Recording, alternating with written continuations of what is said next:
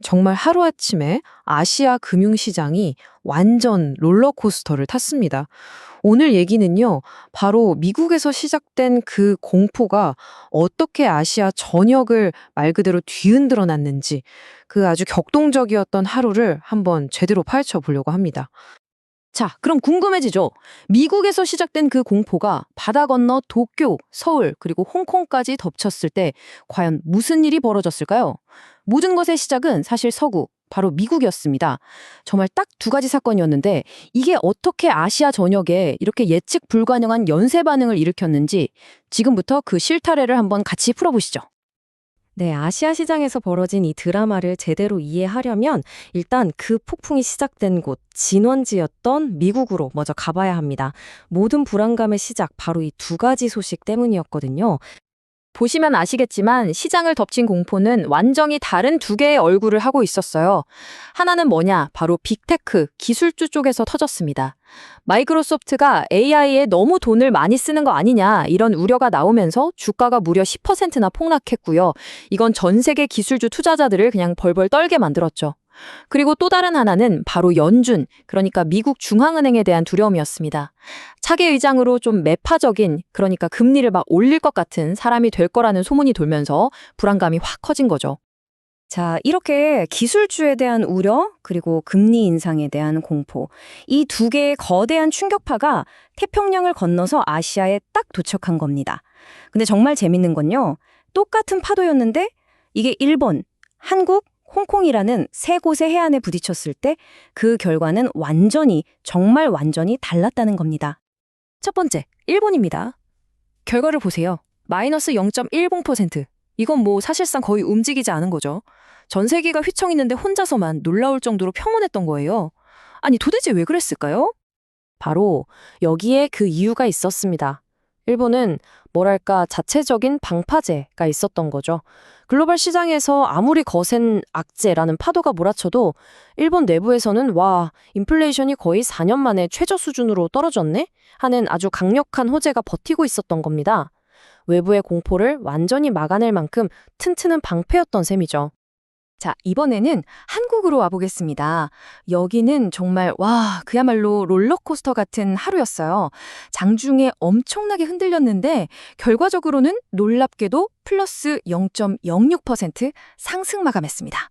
아니, 이게 어떻게 가능했을까요? 이런 극적인 반전이? 그날 서울 증시는요, 말 그대로 거대한 힘겨루기 한판이 벌어졌습니다. 진짜 줄다리기처럼요. 한쪽에서는 다 팔아치우자! 하는 엄청난 힘이 작용했고, 다른 한쪽에서는 아니, 우리가 다 산자! 하는 어쩌면 더 거대한 힘이 정면으로 꽝! 하고 부딪힌 거죠. 그 싸움의 스케일이 정말 어마어마했습니다. 보세요. 외국인 투자자들이 무려 1조 9,700억 원, 거의 2조 원어치를 팔아치웠습니다. 시장이 무너질 수도 있었겠죠. 그런데 그때 우리가 흔히 개미라고 부르는 개인 투자자들이 무려 2조 3천억 원이라는 진짜 막대한 돈으로 그걸 다 받아낸 겁니다. 말 그대로 시장을 지켜낸 거죠. 그리고 마지막, 홍콩입니다. 여기는 일본처럼 방패도 없었고 한국처럼 맞서 싸우는 군대도 없었어요. 그 결과 시장은 무려 2% 넘게 폭락하면서 외부에서 온 충격파를 그냥 온몸으로 다 맞아야 했습니다. 홍콩의 상황은 왜 이렇게 안 좋았을까요? 일본과는 완전히 반대였어요. 외부 충격을 막아줄 보호막이 없었던 건 물론이고요. 오히려 이미 내부적으로 골마있던 문제들이 많았던 겁니다. 중국 경제도 안 좋았고 부동산, 소비 다 약했죠. 그런데 여기에 외부에서 거대한 공포의 파도가 덮치니까 그야말로 최악의 상황, 퍼펙트 스톰이 만들어져 버린 거죠. 자, 이렇게 시장 전체가 흔들리는 거대한 혼돈 속에서 그럼 모든 기업이 다 똑같이 힘들었을까요? 아니죠. 어떤 기업은 이 파도를 멋지게 타고 넘었고 또 어떤 기업은 그대로 휩쓸려가 버렸습니다. 이제부터는 시장 지수라는 큰 숫자 뒤에 숨어 있는 개별 기업들의 엇갈린 운명을 한번 들여다보겠습니다. 네, 그래서 시선을 더 좁혀서요. 바로 그날의 영웅은 누구였고 또 비운의 주인공은 누구였는지 그 기업들을 한번 만나보시죠. 이날 최고의 스타, 단 한 곳을 꼽으라면 단연 SK 하이닉스였습니다. 정말 아이러니하죠. 시장 전체를 흔든 게 마이크로소프트의 AI 투자 비용에 대한 우려였잖아요. 그런데 하이닉스는 오히려 그 AI에 들어가는 핵심 칩 우리가 만듭니다 하면서 주가가 사상 최고치를 찍어버린 겁니다. 소위 90만 닉스라는 벽을 그냥 깨버렸죠. 남들에게는 위기였던 게 하이닉스에게는 최고의 기회였던 셈입니다. 한편 중국 쪽에서는요, 또 다른 영웅이 탄생했습니다. CSPC 파마라는 제약회사인데 아스트라제네카랑 무려 185억 달러, 우리 돈으로 20조 원이 훌쩍 넘는 어마어마한 규모의 계약을 맺을 수 있다는 소식이 터져 나온 거예요. 시장에 어떻든 상관없었어요. 이 뉴스 하나만으로 주가가 폭등하면서 역시 개별 기업의 강력한 스토리는 시장 전체의 흐름도 거스를 수 있다는 걸 제대로 보여줬죠. 이 표를 보시면 그날의 극과 극 상향이 한눈에 들어옵니다. SK하이닉스가 5% 넘게 오르는 동안 현대차는 이제 실적이 정점 아니냐는 우려 때문에 5% 넘게 빠졌어요. 덕양에너젠이라는 회사는 상장 첫날 240% 넘게 폭등하는 기염을 토했는데 ABL 바이오 같은 곳은 20% 가까이 폭락했죠. 정말 한날 한시에 벌어진 일이라고 믿기 어려울 정도로 시비가 극명하게 엇갈렸습니다. 자, 지금까지 일본, 한국, 홍콩 시장의 다른 모습, 그리고 그 안에서 엇갈렸던 기업들의 운명까지 여러 조각들을 살펴봤는데요. 그럼 이 조각들을 다 맞춰보면 과연 어떤 큰 그림이 보일까요? 이 혼란스러웠던 하루가 우리에게 정말로 말해주고 싶었던 건 뭘까요? 바로 이겁니다.